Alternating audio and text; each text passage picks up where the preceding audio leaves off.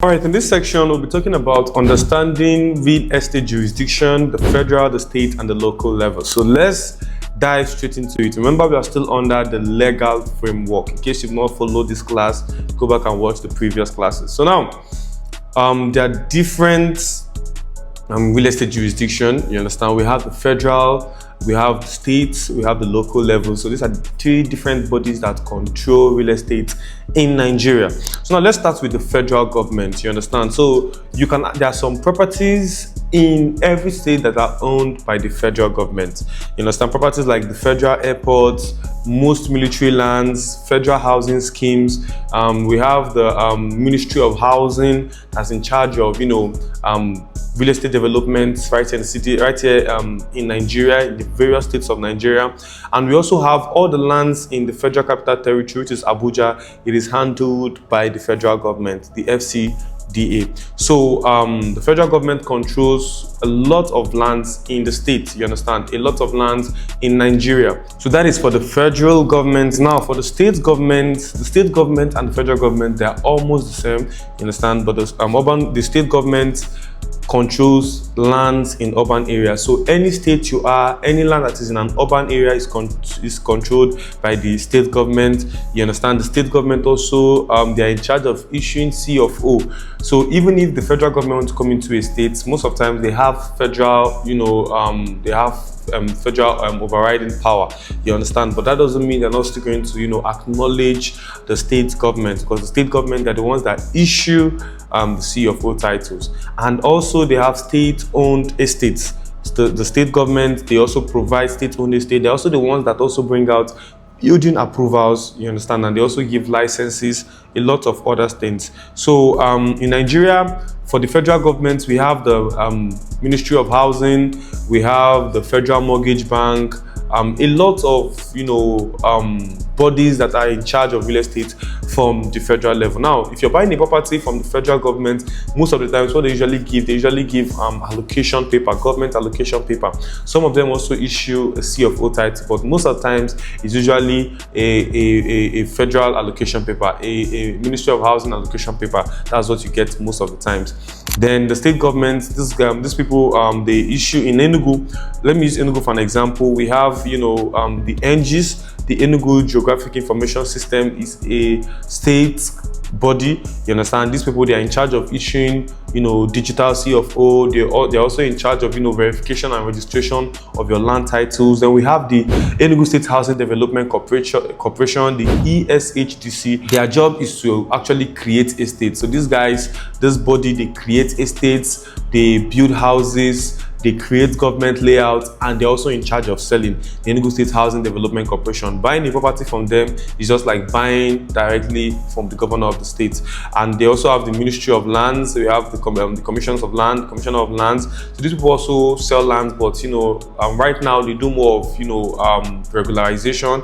They do more of regulating the industry rather than engaging in selling. But when it comes to selling and building and verification, you have the NGs and the ESHDC as the main body in the states. Now, if you want to do your building plan approval, we now have the ECTDA. These guys, they are in charge of the building plan approval. So if you buy a property from the state government, let me use Enugu for an example. The documents that these guys usually issue is the government allocation paper. In Enugu State, the most rampant document you're going to get if you're buying a government-owned property is the government allocation paper.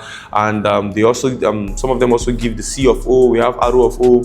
We have governor's consent, and we also have consent of allocation or reallocation. So most of the times, if I buy a property from the government and they give me a government allocation paper, if I want to sell to you, is it that I give you a deed of assignment, or sometimes I can also, even if I give you a deed of assignment, you can decide to go and do a consent of allocation from the Enugu State's body. So I'm telling them that I'm no longer the owner, you're now the new owner. So in Lagos, if you're buying a property from the government, some of them can give you an excision or a gazette, mostly in Lagos, while they also give government allocation paper in Lagos. While in Abuja, the most rampant ones is the C of O title and the RO of O and the FCDA approval in Abuja. So different states still have the different document that their state government do issue. You understand? So buying land from this body comes with a government allocation paper directly from the government, which is usually backed by a general CFO or a global CFO. So buying properties from the state government involves you making your due diligence in their offices. So if you're buying a property now directly from the government, it is different from buying a property from an individual or a community. If I'm buying a property from a community, I need to go and do my search in that community. But if you're buying a property from a government, you need to go and do your verification in that government-owned body, because sometimes some investors usually don't understand how this thing works. If you're buying a property now, let's say from the Enugu State Housing Development Corporation, if you want to do your verification, you have to go to the Enugu State Housing Development Corporation and tell them, I'm about to buy this property. Is this person the owner? Does this person own so and so? Is this property you guys' property? And they are the ones that you do this verification from, because they're a government body. You understand? So now, moving to the third one is the local government. So the local government controls all the rural lands. Every land in the village is controlled by the local government chairman, not the governor. It is controlled by the local government chairman, and they are the ones that issue the right of occupancy of the CFO title. And it's also the right of the local government chairman to also go and collect local taxes, or the ones they call ground rent. You understand? So what does this guys issue? If you're buying a property from the local government, property in a rural area, and you want to go and do your registration in the local government assembly or in the local government council, they're going to issue you a customary CFO, not a statutory CFO. A customary CFO, they also give customary allocation paper in some cases, and they also do registration of deed of lease in some cases as well. And that is that for the local government. Now there's still another one that I just add. This is just the fourth one. I called it the community lands. You understand? Now the community land is controlled most of the times by the community rulers or the traditional rulers, the Igwes, the Onowus of the community. So these people, they control community lands for citizens. You know, there are some villages you go to and they tell you that this place is community land, maybe 1,000 plots for indigenes, but the person that manages it for the indigenes of that land is the Onowu or probably the Igwe. So they control community land for citizens, and they allocate land to families. So maybe once in a year they can just allocate land to maybe people that are up to 20 years. The Igwe will with his council will now allocate these lands. So this is the community lands. So the community leader, they also settle minor disputes. So whenever there's a dispute between this person and this person, instead of them to take it to the law court, they can take it to the Igwe, and the Igwe will settle it. So if you're buying a community land, it's also a very, very good form of investment, because it is usually cheaper.